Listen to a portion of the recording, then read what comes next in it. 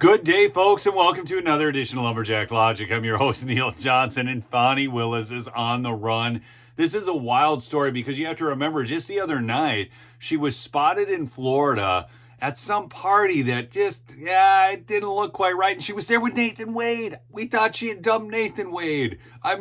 But apparently she hasn't done Nathan wrong. She just wanted him out of the public eye. And it looked like they had broken up. But they're still going to parties together, doing all of that. And now she has mysteriously skipped a Fulton County DA debate, leaving the challenger awkwardly talking to an empty podium. This out of the Daily Mail. Scandal-plagued Fulton County District Attorney Fani Willis was nowhere to be seen Sunday during the first Democrat Party debate as she tries to win re-election. Willis has courted controversy while prosecuting the county's election interference case against Donald Trump, as it was revealed she had a past relationship with Special Prosecutor Nathan Wade. Now, folks, what's so wild about this, what you need to understand, is this is the hubris will be their downfall that I always talk about. See, every time they go after Donald Trump, what happens is they go after the wrong people, like they went after Michael Roman, who's a top opposition researcher out there in Washington, D.C. And so when they go after him, he opens up opposition research, finds out about Nathan Wade. Then, of course, there's like somewhere around $700,000 paid to this guy who works 24-hour days. I'm telling you, it's wild. So all this is then being exposed. And now it's so bad that the woman who said that you will never have the residents of Fulton County deserve a prosecuting attorney who will not be having sex with employees in his office and so on. Now she's showing up to parties with barely clad women walking around, a total ghetto, all right?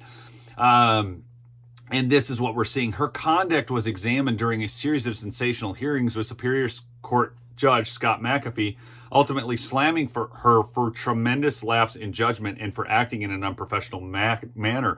Although he didn't do the right thing, which would have been to remove them both from the case.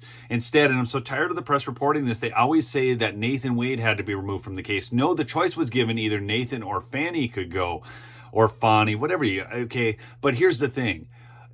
Fani could have left and Nathan Wade could have stayed on. But the other thing is the ruling was such a sham, because how could something that they're both implicated in allow the removal of only one of them? It made no sense.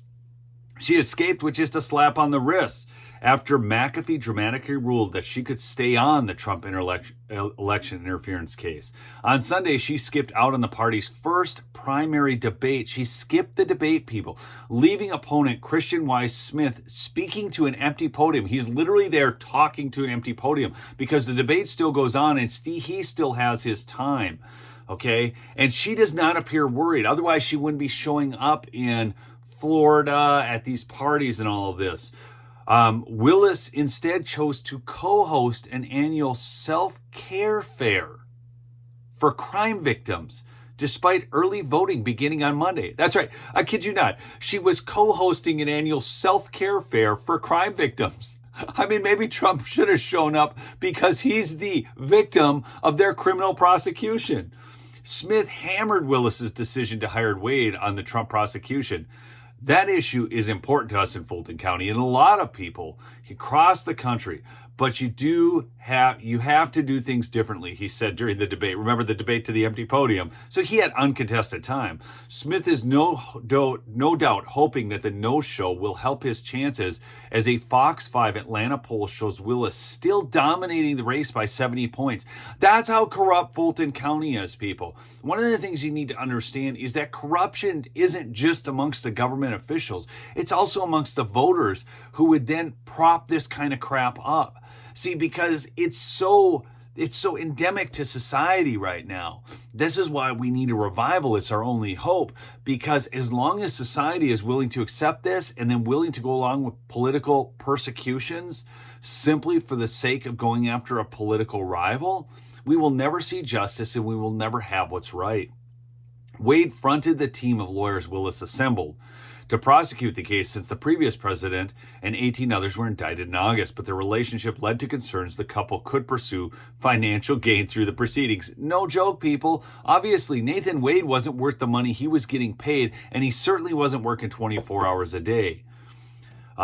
Willis, 53, says she's not embarrassed by the relationship and that efforts to slow down the progress of the case against Trump by his defense team have been unsuccessful. Not true. They've been very successful, and this prosecution will not happen on the timeline that they wanted it to due to Fani Willis's mismanagement.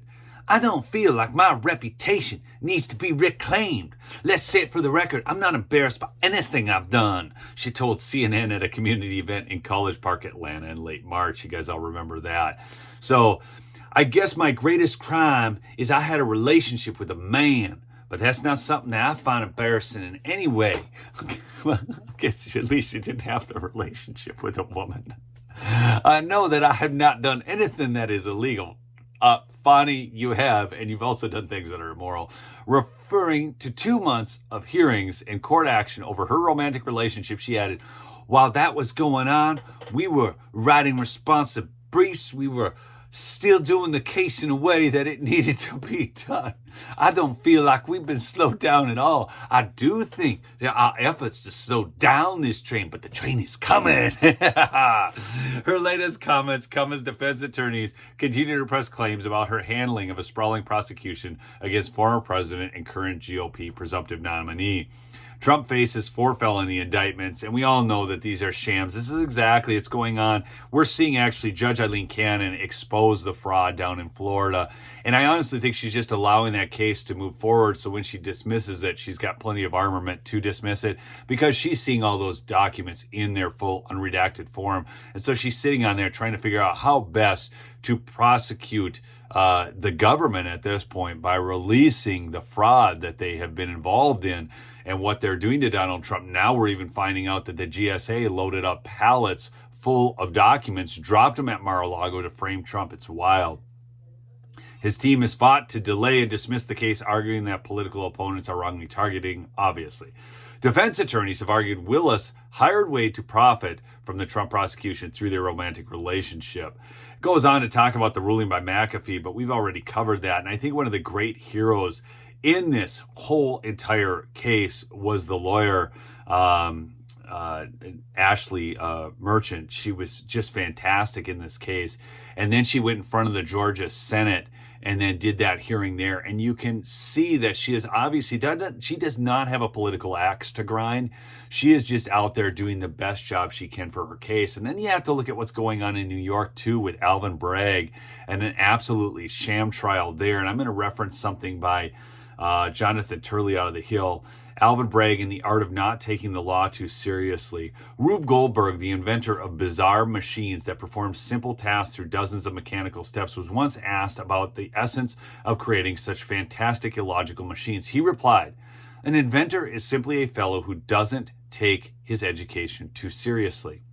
After the first week of testimony in the trial of Donald Trump, it is increasingly likely a mad prosecution machine by lawyers who don't take the law too seriously is at work.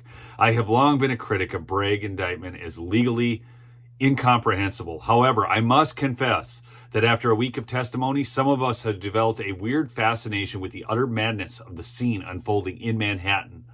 It was not until the second week of proceedings that Bragg even revealed part of his theory of criminality. For months, even liberal legal analysts have expressed dismay that Bragg's indictment had not clearly stated what specific crime that Trump sought to conceal by allegedly misrepresenting payments to Daniels. The premise of the prosecution always had that Rube Goldberg feel to it. It was so implausible as to be impossible. After all, the base charge is a simple misdemeanor under New York law against falsifying business records. Trump paid Cohen hundreds of thousands of dollars in legal fees and costs, including $130,000 for a non-disclosure agreement with Daniels. Bragg is vague as to what should have been noted on the ledgers for the payment. It's not even clear if Trump knew of this expense's designation as a legal cost. However, it really did not matter because the misdemeanor has been dead as Dillinger for years.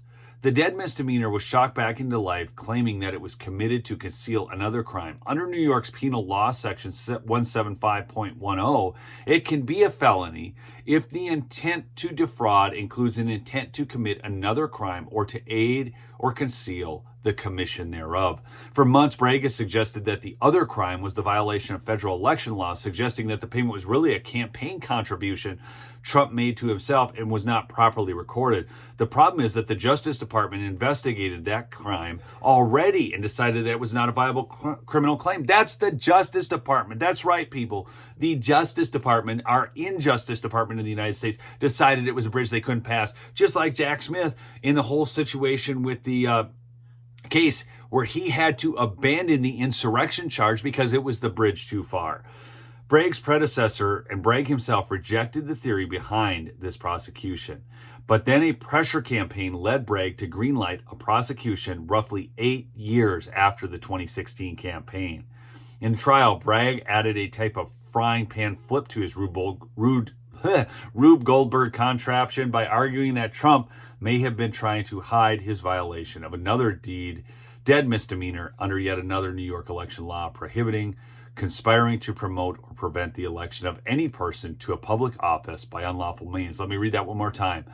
This New York election law was prohibiting the conspiring to promote or prevent the election of any person to public office by unlawful means. In other words, Trump was conspiring to win his own election. This, even though the notations were made after he had won the election and even though Trump was running for federal, not a state office. So again, what is the unlawful means? The machine flips you back to the beginning, seeking to influence the election. I kid you not.